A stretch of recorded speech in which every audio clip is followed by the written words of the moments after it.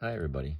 So I'm going to do a video to try and describe how it is that we find the surface area. And what we're going to do is we're effectively going to take a frustrum and we're going to get the surface area of that frustrum. And we're going to wrap that around and we're going to sum all the surface areas of all the connecting frustrums. So you'd have a frustrum here, you'd have a frustrum there. So what is a frustrum? Well, it's kind of a cone, but it's a cone that's had sort of the top lopped off. And so this would be a frustrum right here. So you're going to take that, you're going to sweep it around, and we're going to get the surface area of that piece. Now, how does this work? Well, let's go back for a second.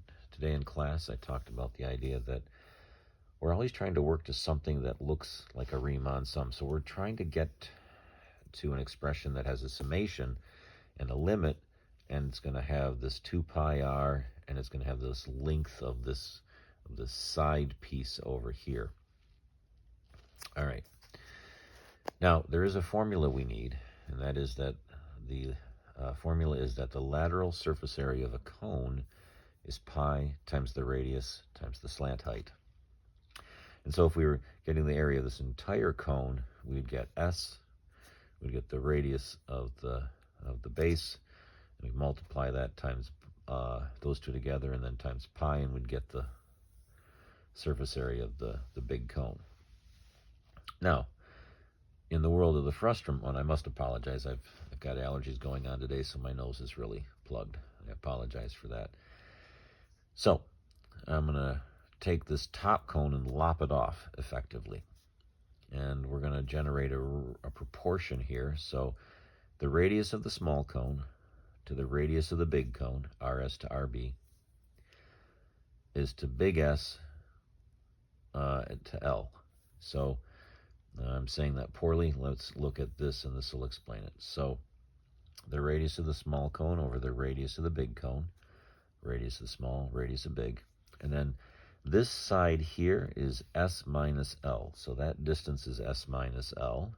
That would be the slant height of the small cone. And then this distance here is the slant height of the big cone. So big to big, small to small. All right, let me turn the page. Apologies. So we're going to do some algebra here. And we are going to isolate S. We're going to solve for S. So I would advise that you, if you're trying to write this down, you just pause the video for a moment and take a look. But you're cross multiplying, and then we distribute, and then we bring all the S's over. We have a negative on this. We multiply through by negative, changing the signs. Factor out an S, and we have S is equal to the radius of the big times the slant height, or the length L, sorry, not the slant height there, and then the radius of the big minus the radius of the small. Now, the surface area of the frustrum is going to be equal to the lateral surface area of the large cone, the big cone, minus the lateral surface area of the small cone. So the surface area of the frustrum will be equal to, now remember we said the formula for the lateral surface area is pi times the radius times the slant height. Well, that's pi RBS minus pi RS times S minus L. Now, we have a description for S. S is RBL, RB minus RS. Don't need it RBs. So we're going to take that, replace both S's, and we are going to distribute, and we are going to multiply, and we're going to have pi RB squared L, pi RB RS L, and then we're going to have pi RS L. We're going to have to get a common denominator here, so we're going to have to multiply top and bottom by this RB minus S. What will happen is our middle terms will drop out. And since we have common denominators, we're going to get pi RB squared minus rs squared times L. Well, that we can factor out, and we get RB minus RS and RB plus RS. The minuses cancel, and so we have pi RB plus RSL. So we end up having a relationship with the two radii going on. Well, the radius of these will end up being, let's turn the page,